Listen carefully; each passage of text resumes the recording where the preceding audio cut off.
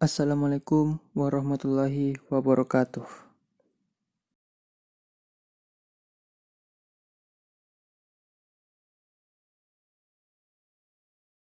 Perkenalkan, nama saya Erlangga Abdul Ghafur dengan NIM 2002 0950 1036 dari kelas PTIKC.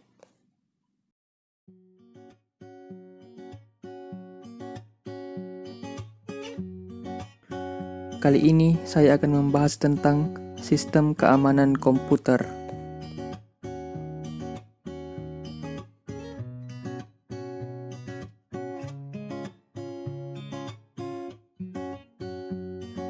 Ada 7 pembahasan yang akan dibahas, yaitu yang pertama, keamanan komputer, 2, jenis serangan, 3, keamanan yang berhubungan dengan informasi atau data, 4, langkah-langkah keamanan komputer, 5, mencegah terjadinya serangan pada komputer, 6, tips keamanan sistem terhadap virus, trojan, worm, dan spyware, dan yang terakhir, kebijakan sistem keamanan komputer pengguna.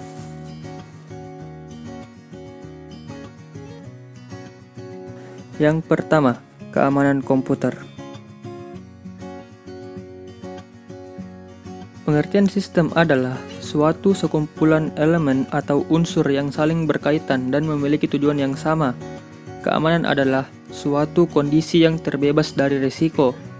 Komputer adalah suatu perangkat yang terdiri dari software dan hardware, serta dikendalikan oleh brainware atau manusia. Dan jika ketiga kata ini dirangkai, maka akan memiliki arti suatu sistem yang mengkondisikan komputer terhindar dari berbagai risiko. Sistem keamanan komputer bermanfaat menjaga suatu sistem komputer dari pengaksesan seseorang yang tidak berhak. Sistem keamanan komputer semakin dibutuhkan seiring dengan meningkatnya pengguna komputer saat ini. Menurut John D. Howard, dalam bukunya yang berjudul An Analysis of Security Incidents on the Internet, menyatakan bahwa keamanan komputer adalah tindakan pencegahan dari serangan pengguna komputer atau pengakses jaringan yang tidak bertanggung jawab. Sedangkan menurut Goldman pada bukunya yang berjudul Computer Security pada tahun 1999, menyatakan bahwa keamanan komputer adalah berhubungan dengan pencegahan diri dan deteksi terhadap tindakan pengganggu yang tidak dikenali dalam sistem komputer. Beberapa hal yang menjadikan kejahatan komputer terus terjadi dan cenderung meningkat adalah sebagai berikut. 1. Meningkatnya pengguna komputer dan internet.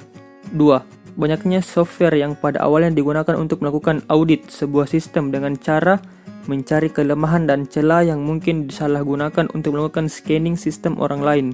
3. Banyaknya software-software untuk melakukan penyusupan yang tersedia di internet dan bisa di-download secara gratis. 4.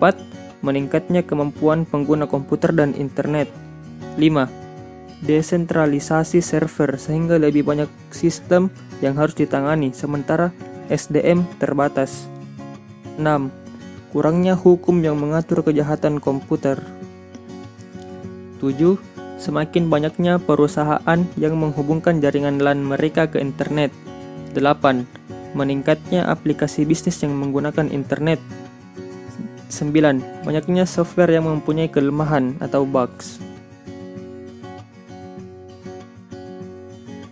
Beberapa hal yang bisa menjawab diperlukannya pengamanan sistem komputer antara lain: 1. Menghindari resiko penyusupan. Harus dipastikan bahwa sistem tidak ada penyusup yang bisa membaca, menulis, dan menjalankan program-program yang bisa mengganggu atau menghancurkan sistem. 2. Mengurangi resiko ancaman. Ada beberapa macam penyusup yang bisa menyerang sistem yang dimiliki, antara lain A. Ingin tahu, B. Perusak, C. Menyusup untuk popularitas, dan D. Pesaing. 3. Melindungi sistem dari kerentanan. Kerentanan akan menjadikan sistem berpotensi untuk memberikan akses yang tidak diizinkan bagi orang lain yang tidak berhak. 4. Melindungi sistem dari gangguan alam seperti petir dan lain-lainnya.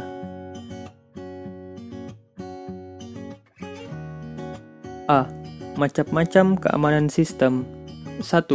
Keamanan eksternal atau external security, berkaitan dengan pengamanan fasilitas komputer dari penyusup dan bencana seperti kebakaran atau kebanjiran. 2. Keamanan interface pemakai atau user interface security, berkaitan dengan identifikasi pemakai sebelum pemakai diizinkan mengakses program dan data yang disimpan. 3. Keamanan internal atau internal security, berkaitan dengan pengamanan beragam kendali yang dibangun pada perangkat keras dan sistem operasi yang menjamin operasi yang handal dan tak terkorupsi untuk menjaga integritas program dan data.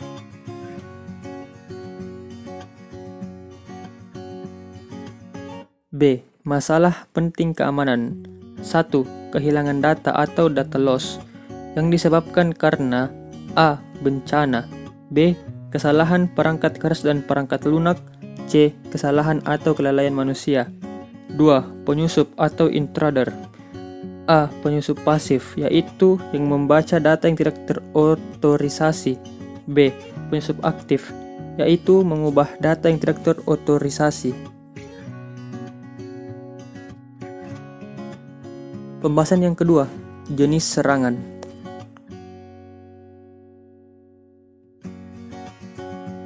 Kejahatan komputer adalah kejahatan yang menggunakan komputer sebagai media.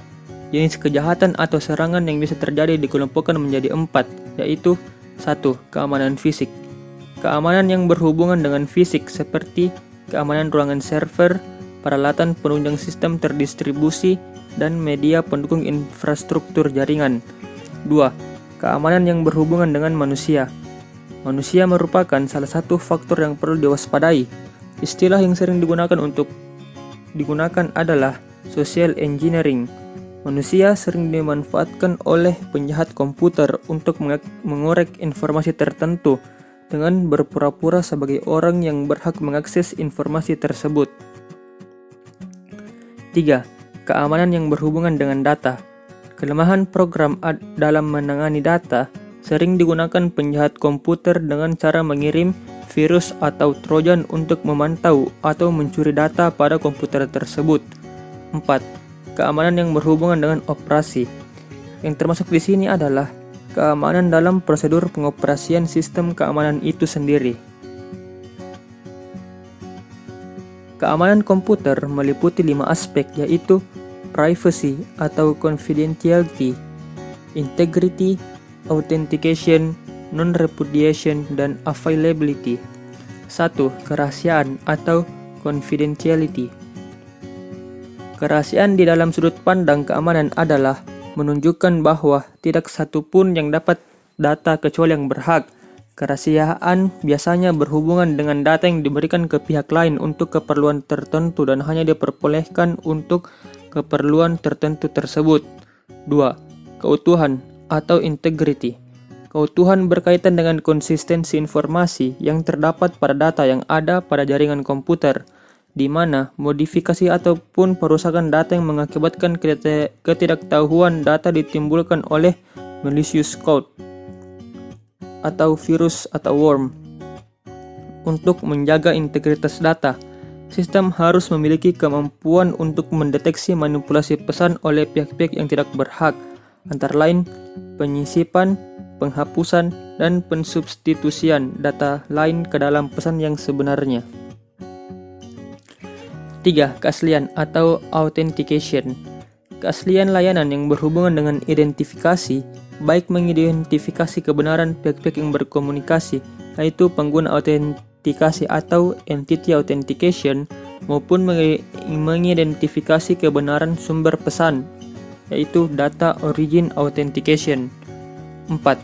Tidak ada penyangkalan atau non-repudiation. Tidak ada penyangkalan berkaitan dengan menjaga pengguna atau pemilik data tidak dapat menyangkal telah mengakses atau menggunakan data, sehingga sistem mengetahui siapa yang bertanggung jawab apa yang telah terjadi pada data tersebut. 5. Availability. Aspek ini berhubungan dengan ketersediaan informasi ketika diperlukan. Suatu server yang diserang hingga mati akan membuat pengguna tidak dapat mengakses informasi yang ada di dalamnya. Adapun serangan terhadap keamanan sebuah sistem informasi jaringan komputer memiliki beberapa kemungkinan, yaitu A. Interruption, melumpuhkan layanan atau server sehingga sistem menjadi rusak. B. Interception, tujuan mendapatkan informasi yang sifatnya pribadi dan tidak boleh dibaca oleh orang lain tanpa seizin pemilik data. C. Modification, tujuan tidak hanya untuk melumpuhkan layanan, tetapi juga memodifikasi data atau informasi yang dikirimkan sebelum data tersebut sampai di tujuannya. D. Fabrication, serangan ini dilakukan dengan menyisipkan objek-objek palsu ke dalam sistem. Contoh, memasukkan pesan-pesan palsu seperti email palsu ke dalam jaringan komputer. Pembahasan yang ketiga, keamanan yang berhubungan dengan informasi atau data.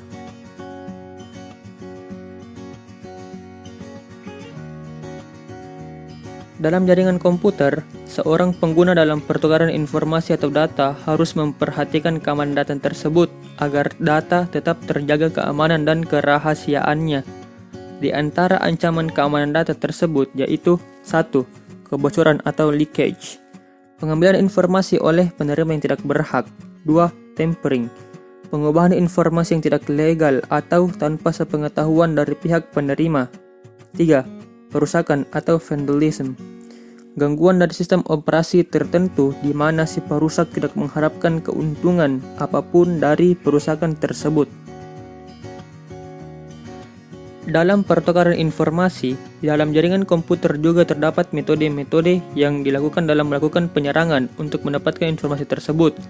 Beberapa metode yang dilakukan diantaranya: 1. Eavesdropping, mendapatkan duplikasi pesan atau informasi tanpa seizin orang yang berhak menerima informasi tersebut. 2. Masquerading, mengirim atau menerima informasi menggunakan identitas lain tanpa seizin dari orang yang berhak menerima informasi tersebut. 3. Message tampering, menangkap informasi dan mengubah isinya sebelum dilanjutkan ke penerima yang sebenarnya. 4. Replaying, menyimpan pesan yang ditangkap untuk pemakaian berikutnya. 5. Denial of service, membanjiri saluran dengan pesan yang bertujuan untuk menggagalkan pengaksesan pemakai lain. Sebagai contoh adalah Distributed Denial of Service atau DDoS, yang mengakibatkan beberapa situs internet tidak bisa diakses. Memang salah satu serangan yang mungkin Anda paling takuti adalah virus. Namun, perlu Anda ketahui selain virus, ada beberapa serangan atau ancaman yang juga perlu Anda waspadai terutama dari internet. Ancaman atau serangan yang bisa terjadi terhadap komputer adalah sebagai berikut. 1. Virus. Prinsip virus adalah suatu program yang dapat berkembang dengan menggandakan dirinya. Melalui mekanisme penggandaan diri ini, mekanisme virus digunakan untuk berbagai jenis ancaman keamanan sistem komputer, seperti menampilkan suatu pesan tertentu, merusak file sistem, mencuri data, hingga mengendalikan komputer pengguna. Suatu program dapat disebut sebagai suatu virus apabila memenuhi minimal 5 kriteria berikut. Yang pertama, kemampuan untuk mendapatkan informasi. Kedua, kemampuan untuk memeriksa suatu file. Ketiga, kemampuan untuk menggandakan diri dan menularkan diri. 4. Kemampuan melakukan manipulasi. Dan yang kelima, kemampuan untuk menyembunyikan diri. 2. Email virus. Tipe virus yang disisipkan di attachment email. Jika attachment dibuka, maka akan menginfeksi komputer. Program virus tersebut akan mendata daftar alamat akun email pengguna. Secara otomatis, virus akan mengcopy dirinya sendiri dan mengirim email ke daftar akun email. Umumnya akan mengirim mass email, memenuhi trafik jaringan, membuat komputer menjadi lambat, dan membuat down server email. 3. Internet worms. Worm adalah sejenis program yang bisa mengcopy dan mengirim dirinya via jalur komunikasi jaringan internet. Umumnya menyerang melalui celah atau lubang keamanan OS komputer. Worm mampu mengirim paket data secara terus-menerus ke situs tertentu via jalur koneksi LAN atau internet. Efeknya membuat trafik jaringan penuh, memperlambat koneksi, dan membuat lambat atau hang komputer pengguna. 4. Spam. Spam adalah sejenis komersial email yang menjadi sampah mail atau junk mail. Para spammer dapat mengirim jutaan email via internet untuk kepentingan promosi produk atau info tertentu. 5. Trojan Horse. Trojan adalah suatu program tersembunyi dalam suatu aplikasi tertentu. Umumnya disembunyikan pada aplikasi tertentu seperti game software, update program, dan sebagainya. Jika aktif, maka program tersebut umumnya akan mengirim paket data via jalur internet ke server atau situs tertentu, atau mencuri data komputer Anda dan mengirimkannya ke situs tertentu. 6. Spyware. Spyware adalah suatu program dengan tujuan menyusup iklan tertentu atau adware, atau mengambil informasi penting di komputer pengguna. Spyware berpotensi mengganggu kenyamanan pengguna dan mencuri data-data tertentu di komputer pengguna untuk dikirim ke hacker. 7. Serangan brute force. Serangan brute force adalah sebuah teknik serangan terhadap sebuah sistem keamanan komputer yang menggunakan percobaan terhadap semua kunci yang mungkin. 8. Sniffing. Sniffing adalah pembacaan data yang bukan tujuannya. Program sniffer yang digunakan adalah network monitor dari Distinct Corporation. 9. Spoofing. Teknik spoofing adalah pemalsuan alamat IP attacker sehingga sasaran menganggap alamat IP attacker adalah alamat IP dari host di dalam network, bukan dari luar network. 10. Finger exploit. Awal penggunaan finger exploit adalah untuk sharing informasi di antara pengguna dalam sebuah jaringan. Namun, seiring berkembangnya tingkat kejahatan dalam dunia komputer, banyak terjadi salah penggunaan dari tools ini. Karena melalui tools ini, sistem keamanan sangat minim, bahkan tidak ada sama sekali. 11. Brute force. Brute force adalah salah satu metode dalam penjebolan keamanan yang menggunakan password. Brute force adalah salah satu bagian dari password guessing. Hanya saja bedanya adalah waktu yang dipakai dalam brute force lebih singkat dari password guessing, karena metode brute force menggunakan beberapa tools cracking untuk mendapatkan password yang dicari. 12. Password cracking. Password cracking adalah metode untuk melawan perlindungan password yang dienkripsi yang berada di dalam sistem. Dengan anggapan bahwa attacker telah masuk ke dalam sistem, ia bisa saja mengubah kekuasaannya dalam sistem dengan cara mengcrack password file menggunakan metode brute force dictionary attack, atau mencocokkan kata-kata yang berada dalam kamus dengan kata-kata yang dienkripsi dalam file password. Pembahasan yang keempat, langkah-langkah keamanan komputer.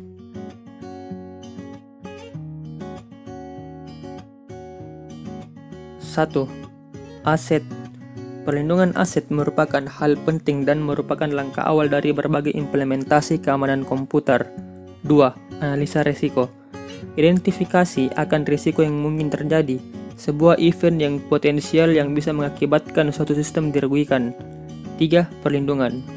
Pada era jaringan, perlu dikhawatirkan tentang keamanan dari sistem komputer, baik PC atau yang terkoneksi dengan jaringan. 4. Alat. Tool yang digunakan pada PC memiliki peran penting dalam hal keamanan karena tool yang digunakan harus benar-benar aman. 5. Prioritas. Perlindungan PC secara menyeluruh.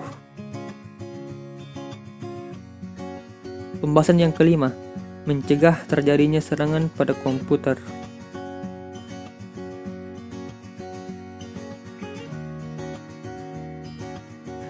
Terdiri dari 4 faktor yang merupakan cara untuk mencegah terjadinya serangan atau kebocoran sistem. 1. Desain sistem. Desain sistem yang baik tidak meninggalkan celah-celah yang memungkinkan terjadinya penyusupan setelah sistem tersebut siap dijalankan. 2. Aplikasi yang dipakai. Aplikasi yang dipakai sudah diperiksa dengan seksama untuk mengetahui apakah program yang dipakai dalam sistem tersebut dapat diakses tanpa harus melalui prosedur yang seharusnya, dan apakah aplikasi sudah mendapatkan kepercayaan dari banyak orang. 3. Manajemen. Pada dasarnya, untuk membuat suatu sistem yang secure, tidak lepas dari bagaimana mengelola suatu sistem dengan baik. Dengan demikian, persyaratan good practice standard seperti Standard Operating Procedure atau SOP dan security policy seharuslah diterapkan di samping memikirkan hal teknologi lainnya. 4. Manusia atau administrator. Manusia adalah salah satu faktor yang sangat penting, tetapi seringkali dilupakan dalam pengembangan teknologi informasi dan sistem keamanan.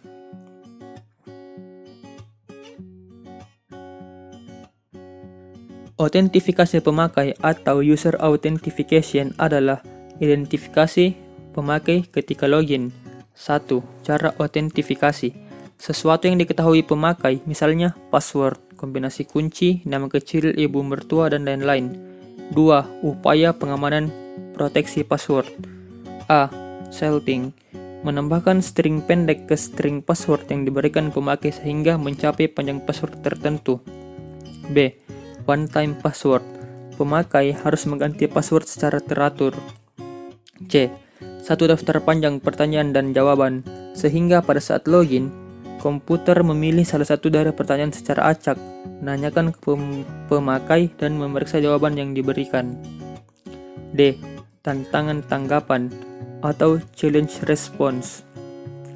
Pemakai diberikan kebebasan memilih suatu algoritma, misalnya kali 3.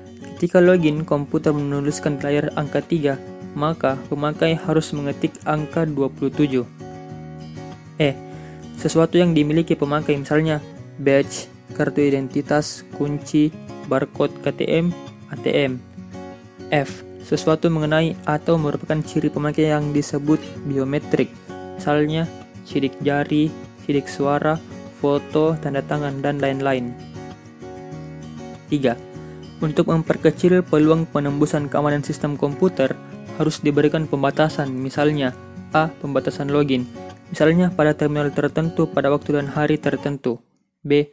Pembatasan dengan callback, yaitu login dapat dilakukan oleh siapapun. Bila telah sukses, sistem memutuskan koneksi dan memanggil nomor telepon yang disepakati. Penyusup tidak dapat menghubungi lewat sembarang saluran telepon, tapi hanya pada saluran telepon tertentu. C.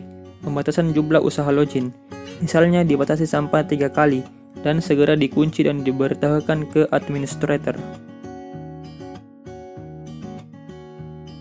Pembahasan yang keenam, tips keamanan sistem terhadap virus, trojan, worm, dan spyware.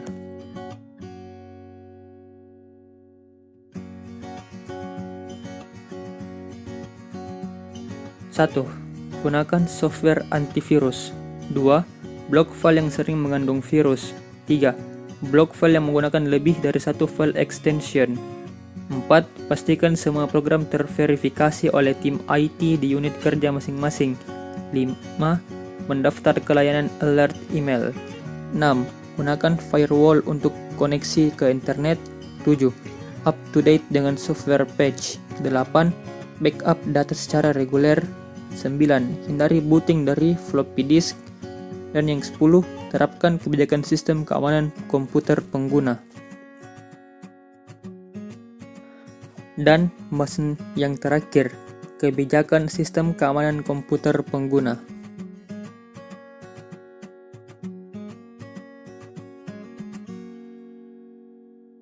1. Jangan download executables file atau dokumen secara langsung dari internet. 2. Jangan membuka semua jenis file yang mencurigakan dari internet. 3. Jangan install game atau screensaver yang bukan asli dari OS. 4. Kirim file mencurigakan via email ke admin setempat untuk dicek. 5. Menyimpan file dokumen dalam format RTF atau Rich Text Format, bukan doc. 6. Selektif dalam mendownload attachment file dalam email. 7. Teruskan informasi virus atau hoax file ke admin setempat. 8. Kontak kepada admin jika merasa komputer Anda kena gangguan virus.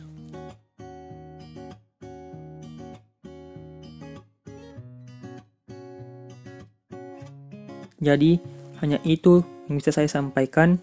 Kurang dan lebihnya mohon dimaafkan. Wassalamualaikum warahmatullahi wabarakatuh.